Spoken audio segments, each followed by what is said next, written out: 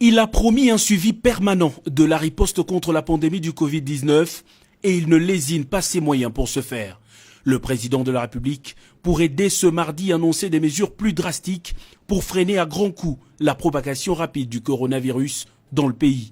Au cours d'une séance de travail de près de 3 heures ce lundi, l'équipe de riposte, les membres du Task Force et le chef de l'État ont réfléchi autour de la nouvelle ligne à donner à la lutte contre cette maladie. Bon, la situation d'une façon générale que nous avons connue, c'est que le virus a été introduit dans notre pays par l'intermédiaire des visiteurs.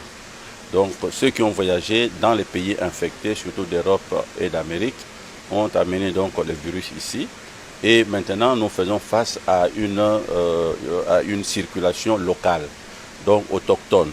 C'est-à-dire le virus va donc maintenant s'installer progressivement à Kinshasa d'abord et sans doute ça va aller également dans les provinces.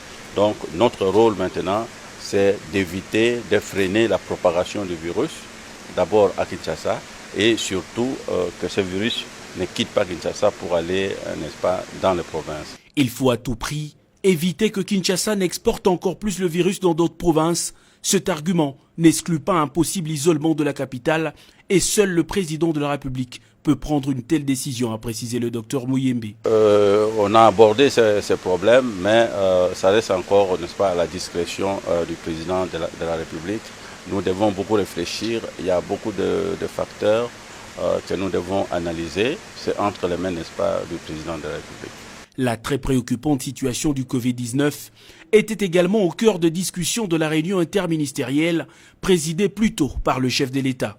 Rencontre à laquelle ont pris part les membres du bureau du Sénat et de l'Assemblée nationale ainsi que le Premier ministre qui représentait le gouvernement. Toutes ces institutions ont partagé les informations à disposition ainsi que les propositions de mesures supplémentaires à prendre.